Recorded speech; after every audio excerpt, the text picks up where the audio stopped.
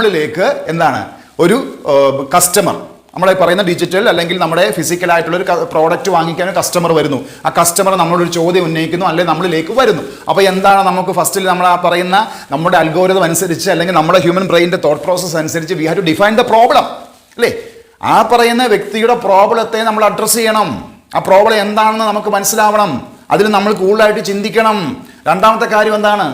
ഈ പറയുന്ന ആളിൽ നിന്ന് കൂടുതൽ ഡേറ്റ നമ്മൾ അനലൈസ് ചെയ്യണം, അല്ലെങ്കിൽ ഡേറ്റ നമ്മൾ എടുക്കണം അല്ലേ? We have to gather data from the person. ഒന്നാമത്തെ എന്താണ്? നമ്മൾ ആ പ്രോബ്ലത്തെ ഡിഫൈൻ ചെയ്യുന്നു. രണ്ടാമത്തെ ആ വ്യക്തിയിൽ നിന്ന് തന്നെ കൂടുതൽ കാര്യങ്ങൾ മനസ്സിലാക്കുന്നു. അയാളുടെ പ്രശ്നം എന്താണ്, പ്രശ്നത്തിലെ ഡീറ്റെയിൽ നമ്മൾ ചോദിച്ചോ അല്ലെങ്കിൽ നമ്മുടെ ബോധതലം വളർത്തിയെടുത്തുകൊണ്ട് നമ്മൾ എന്താണ് അയാളിൽ നിന്ന് കൂടുതൽ കാര്യം മനസ്സിലാക്കി എടുക്കുന്നു. മൂന്നാമത്തെ കാര്യം എന്താണ്? ഇത് വെച്ചിട്ട് ഈ പാറ്റേൺ വെച്ചിട്ട് ഈ വ്യക്തിയുടെ പാറ്റേൺ വെച്ചിട്ട് ഈ പ്രോബ്ലത്തെ നമ്മൾ അനലൈസ് ചെയ്യുന്നു. ഈ വ്യക്തിയുടെ ഈ പറയുന്ന പ്രോബ്ലത്തിന്റെ പാറ്റേൺ നമ്മൾ മനസ്സിലാക്കിയിട്ട് ഇത് സമാനമായിട്ടുള്ള പ്രോബ്ലംസ് ആണോ ഇയാൾ ഫേസ് ചെയ്യുന്നത്. അതായത് ഈ ഹിസ്റ്ററിയിൽ നമ്മൾ പറയുമല്ലോ, നമ്മൾ ഈ പറയുന്ന മുൻകാലങ്ങളിൽ ഈ ഒരു പ്രോബ്ലം ഫേസ് ചെയ്തിട്ടുണ്ടോ. അതിനുശേഷം നമ്മൾ എന്താ ചെയ്യുന്നത്?